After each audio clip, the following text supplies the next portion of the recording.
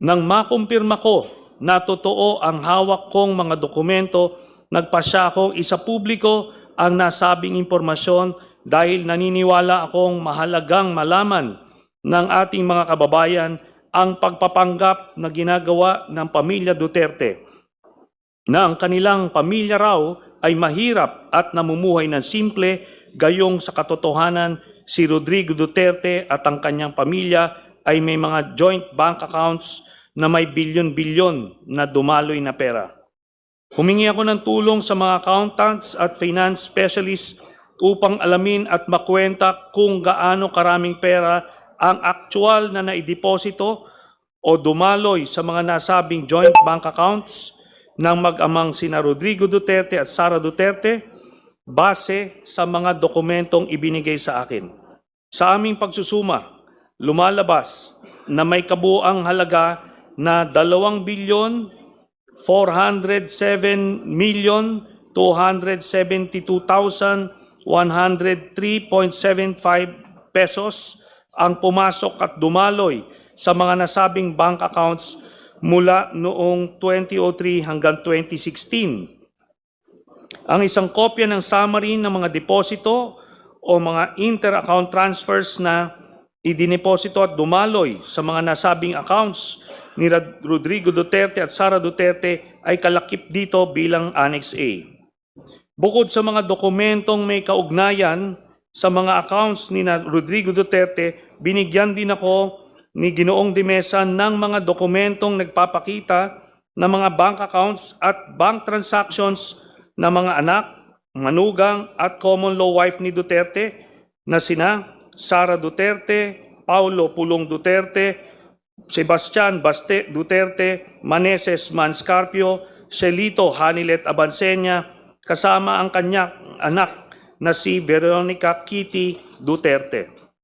Batay sa mga nabanggit na records, nalikom ko ang mahalagang impormasyon ng kabuuang mga transaksyon pumasok sa mga bank accounts ni Sara Duterte lamang, kabilang ang joint account kasama ang asawang si Manscarpio at mga joint accounts kasama ang miyembro ng kanyang pamilya ay nagkakahalaga ng 111,634,144.05 as of April 2016.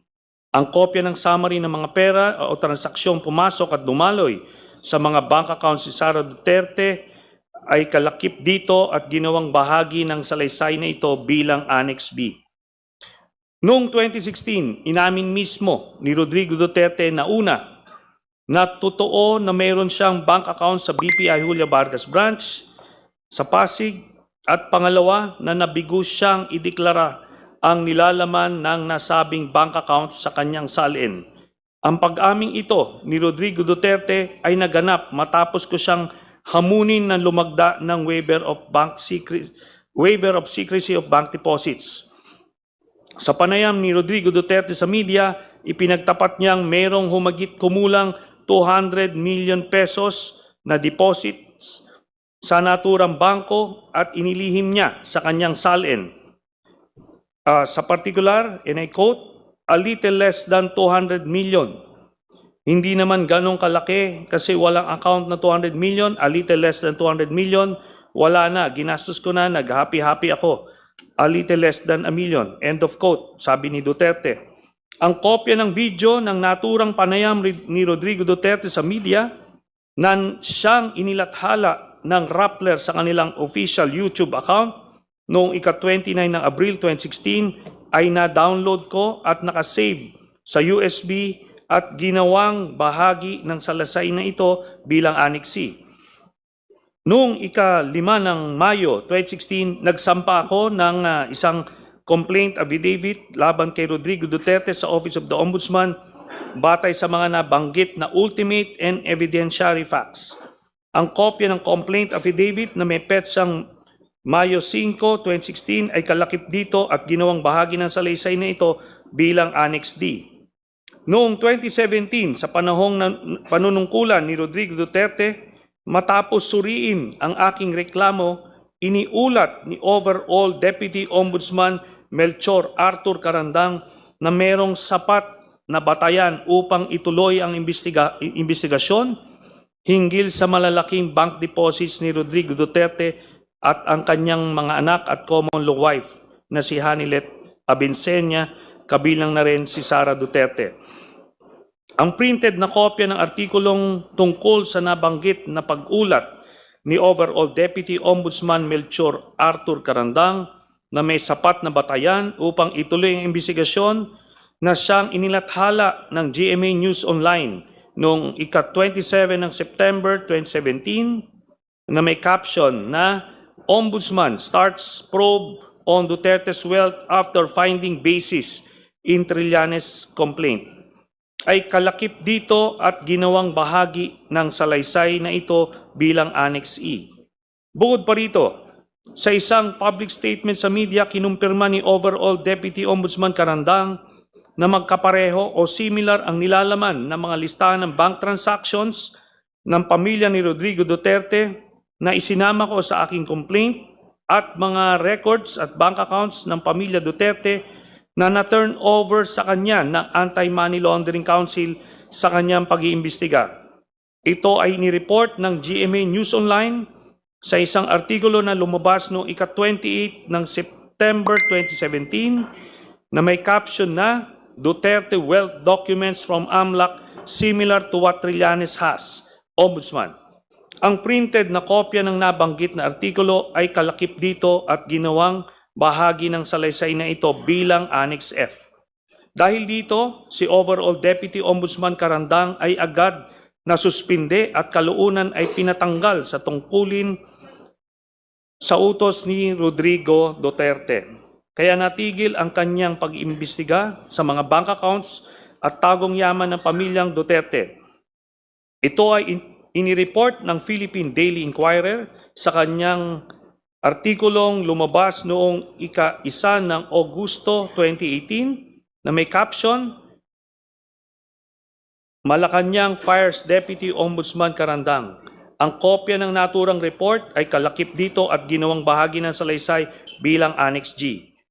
Ang mga kopya ng mga summary ng mga transaksyon ng bangko ni Sara Duterte, Rodrigo Duterte, Pulong Duterte, Baste Duterte at ang common law wife ni Rodrigo Duterte na si Hanilet Abinsenya kasama ang kanilang anak na si Kitty Duterte ay kalakip dito at ginawang bahagi ng salaysay na ito bilang Annex H, H1, H2, H3 at H4. Batay sa mga nabanggit na records, nalikom ko ang mga sumusunod na mahalagang impormasyon na nagpapakita na si Sara Duterte at ang mga miyembro ng kanyang pamilya, kabilang na ang kanyang ama na si Rodrigo Duterte, ang common law wife ni Rodrigo Duterte na si Hanilet Abinsenya, kasama pa ang kanilang anak na si Kitty Duterte, ang mga kapatid niya na si Pulong Duterte at Baste Duterte ay tumanggap ng pera o nag-encash ng daang-daang milyong halaga na mga cashier's checks o personal checks mula sa isang kilalang drug lord na si Sammy Uy, nakilala rin bilang Samuel Uy, gaya ng mga sumusunod. On March 17, 2011, nakatanggap si Sara Duterte ng 7,440,846.07 pesos mula sa drug lord na si Sammy Uy. Noong 25 October 2011, nakatanggap muli si Sara Duterte ng kaparehas na amount na 7,440,846.07 mula sa drug lord na si Sammy Uy. And after 6 months, nakatanggap muli si Sara Duterte, April 24, 2012, nakatanggap si Sara Duterte ng parehas na amount, 7,440,846.07. Ang total na tanggap ni Sara Duterte mula kay drug lord na Sammy Uy ay 22 Excuse me, million. Senator Trillanes. Yes. Sandali lang po. Meron lang pong...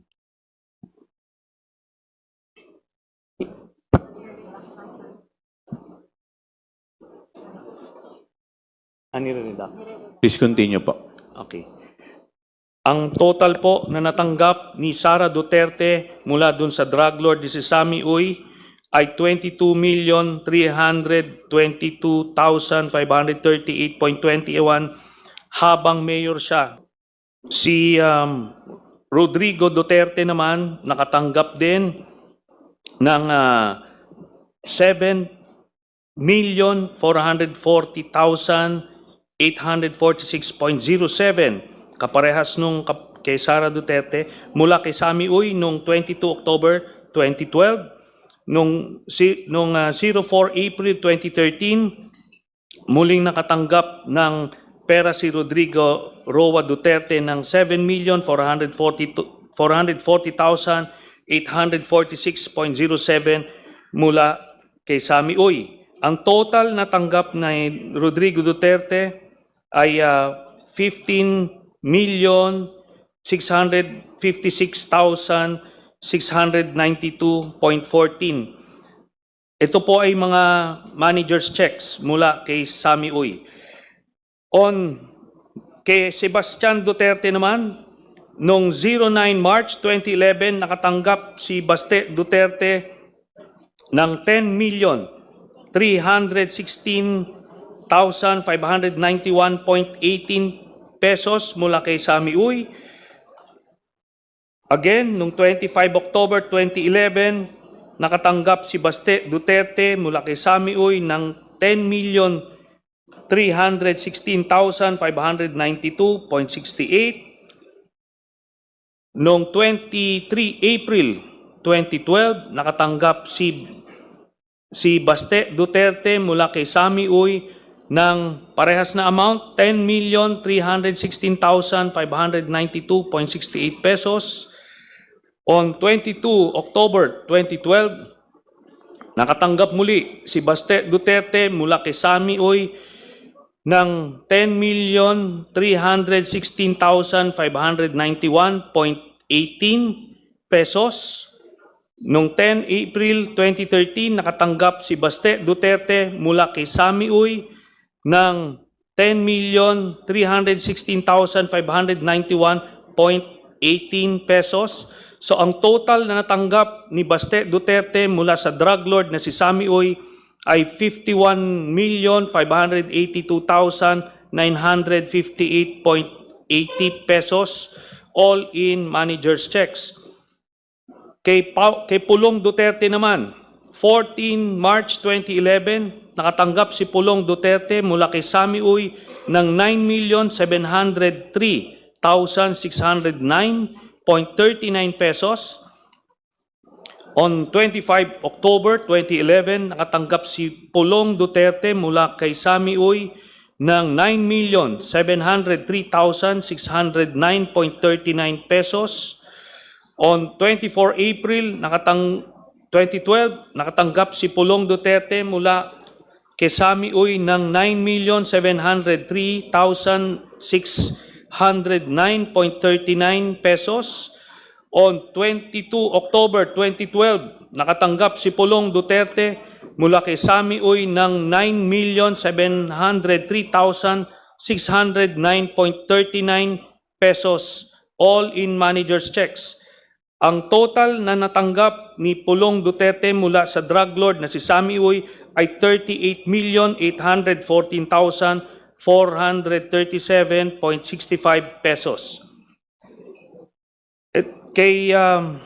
On March 29, 2011, nakatanggap naman si Hanilet Abansenya mula kay Sammy Uy ng 10,655,371.81 pesos. On 25 October 2011, nakatanggap si Hanilet Abansenya joint with Kitty Duterte ng 10,655,371.81 pesos mula kay Sammy Uy. On 23 April 2012, nakatanggap muli si Hanilet Abansenya joint with Kitty Duterte mula kay Sammy Uy ng 10,655,373.31 pesos. On October 22, 2012, nakatanggap si Hanilet Abansenya joint with Kitty Duterte mula kay Sami Uy ng 10,655,373.81 pesos. On 10 April 2013, nakatanggap si Hanilet Abansenya joint with Kitty Duterte mula kay Sami Uy ng 10,655,373.81 pesos in manager's checks. Ang total na natanggap ni Hanilet Abansenya joint with Kitty Duterte mula sa drug lord na si Sami Uy ay 53,276,860.55 pesos. Ang grand total na nakuha ng Duterte family mula sa isang drug lord na si Sami Uy ay 181,653,487.36. Ang kopya ng summary ng mga transaksyon sa bangko na nagpapakita ng mga payout ng kilalang drug lord na si Sami Uy, kina Sara Duterte at sa mga malalapit na miyembro ng kanyang pamilya ay kalakip dito at ginawang bahagi ng salaysay na ito bilang Annex I.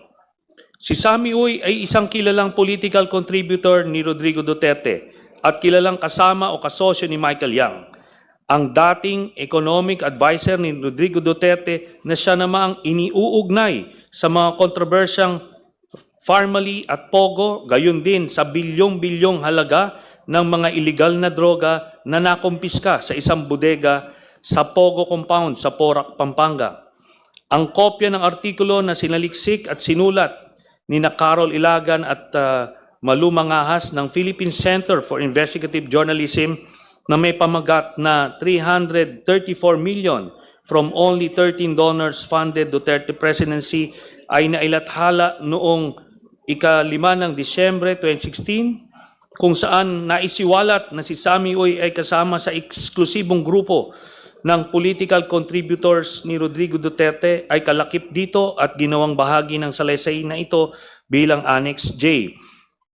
Bukod dito, ang mga larawan ni Sami Uy kasama si Rodrigo Duterte at o Sara Duterte ay kalakip dito at ginawang bahagi ng salaysay na ito bilang Annexes K Series.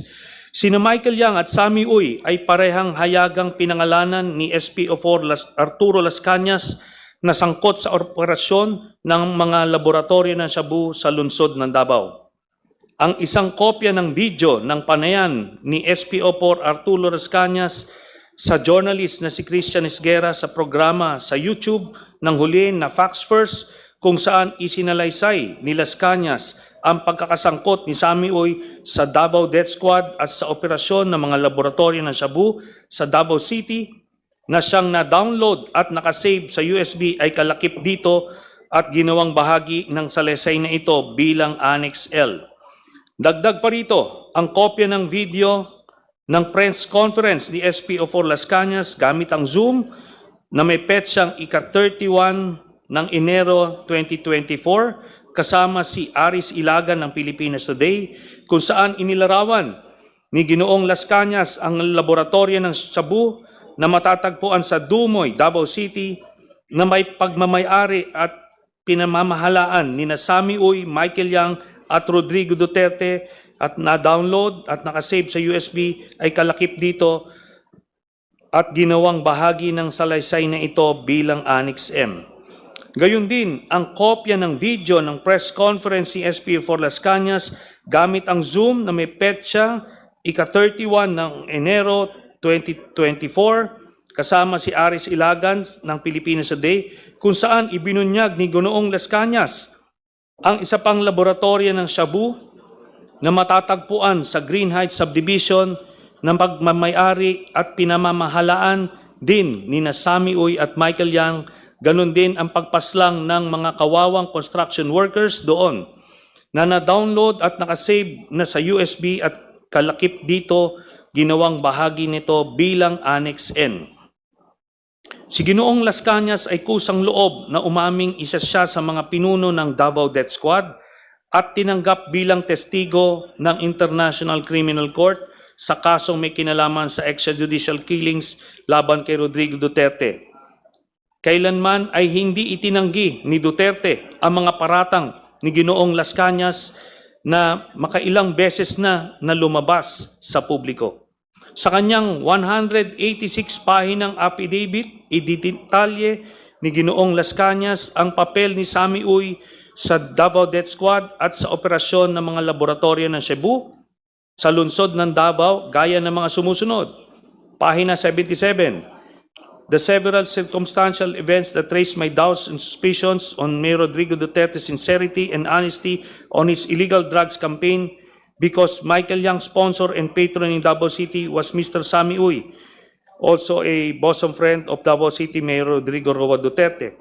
Pahina 112, it was Sammy Uy who ordered Ben Laud to start the slaughter of the alleged suspects one by one, allegedly to extract confession. However, until the last one, no one among them confessed. According to Ben Laud, it was Mayor Duterte who ordered him and cleared the killing of the alleged suspected robbers through Bongo. Sa pahina 117, Sonny Benaventura in a teasing manner described to me that Sammy Uy is a gambling and shabu mafia in Davao City. Sa pahina 182, I say and declare and truthfully that the person of Mayor Rodrigo Duterte and his son Paulo Pulong Duterte are directly involved in the illegal drug trade in Davao City. Mayor Rodrigo Roa Duterte in partnership with Michael Yang and Sammy Uy, and Pulong Duterte in partnership with Charlie Tan. Mayor Rodrigo Roa Duterte also had police enablers in Bato de la Rosa and Wilkins Villanueva in the illegal drug trade. Sammy Uy has an import-export business in Davao City. He also owns a cockpit arena in Matina, Davao City. Sammy Uy is Mr. Michael Yang's patron friend in Davao City. I know it also through Michael Yang's custom broker, Mr. Randy Usman, my friend and associate in smuggling activities in the port of Davao in year 2012. Also in the massacre of subdivision construction workers I discussed above, Sammy Uy was a participant in the said murders in the Laud Quarry. The DDS group on orders of Mayor Rodrigo Duterte, quote-unquote, erased the workers because they informed the police about the existence of a shabu lab in Green Heights subdivision which was owned by Michael Yang. Mayor Rodrigo Roa Duterte, Sammy Uy, and Michael Yang are friends and close to each other. I saw them personally together in hotels in Davao City and in several occasions. Ang kopya ng 186 pahinang affidavit ni dating SPO4 Arturo Las Cañas, kabilang ang 3 pahina ng mga annex na nakalakip doon, ang video ni SPO4 Las Cañas habang isinasalaysay ang nilalaman ng kanyang affidavit, at ang video ni Las Cañas habang nilalagdaan ang kanyang affidavit at pinapatunayan ang katotohanan nito na siyang mga kopyang isinumite rin sa ICC bilang ebidensyang testimonyal para sa prosecution ay kalakip nito at ginawang bahagi ng salaysay na ito bilang Annexes O, O-1 at O-2. Ang mga transaksyong pinansyal ni Sara Duterte at mga malapit na miyembro ng kanyang pamilya na naugnay kay Sammy Uy at mga tinukoy na mga personalidad na sangkot sa droga ay lubhang nakakabahala. Hindi lamang ito ay malinaw na paglabag sa konstitusyon at sa iba't ibang batas ng bansa, kundi malinaw din na naglalagay sa malalim na pagdududa sa kanyang personal na integridad at kakayahan o moral capacity upang patuloy na magsilbi bilang pangalawang Pangulo ng Republika. Kaya naniniwala ako na dapat lamang panagutin siya at litisin sa pamamagitan ng impeachment.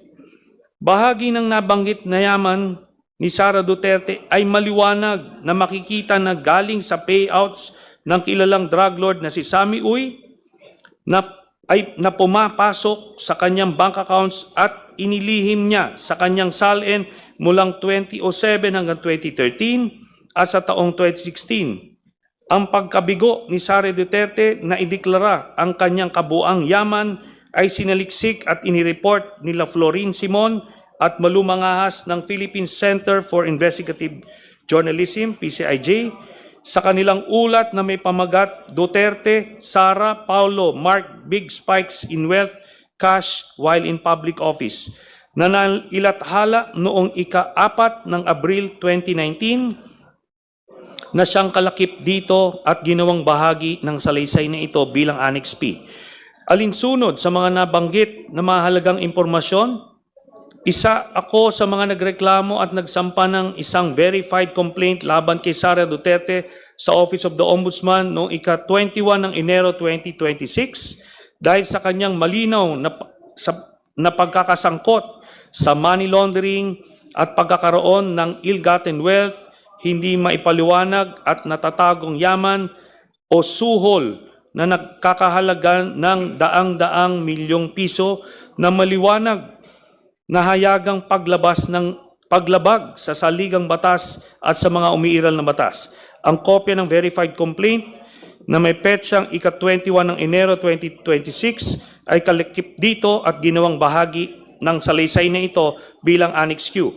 Sa kabuuan, sa aking pananaw, lumalabas na lahat ng ito ang mga sumusunod. Una, si Sara Duterte ay kasangkot sa korupsyon noong unang pumasok pa lang siya sa gobyerno. Pangalawa, si Sara Duterte ay may mga tagong yaman na nakuha niya sa mga iligal na paraan. Pangatlo, si Sara Duterte ay hindi nagdedeklara ng kanyang tunay na yaman sa kanyang salin. Pang-apat, sina Sara Duterte at ang mga malalapit na miyembro ng kanyang pamilya na sina Rodrigo Duterte, Pulong Duterte, Baste Duterte, Hanilet Abansenya at Kitty Duterte ay tumanggap ng daang-daang milyon na pera mula kay Sammy Uy na isang kilalang drug lord. Sa aking paniniwala, ang lahat ng ito ay pasok sa impeachable offenses na betrayal of public trust, graft and corruption, at other high crimes na nakasaad sa ating saligang batas. Ang sinumpaang salaysay na ito ay aking kusang loob na isinagawa ng walang naguudyok o panakot bilang patotoo sa lahat ng nabanggit at nakasulat dito bilang aking personal na testimonya sa impeachment hearing ng House Committee on Justice sa kasong impeachment laban kay Sara Duterte at para sa anumang legal na maaring paggamitan nito. Ito pong sinumpaang salaysay na ito ay sinumpaan ko noong April 21, 2026 sa harap ng Notary Public. Salamat po.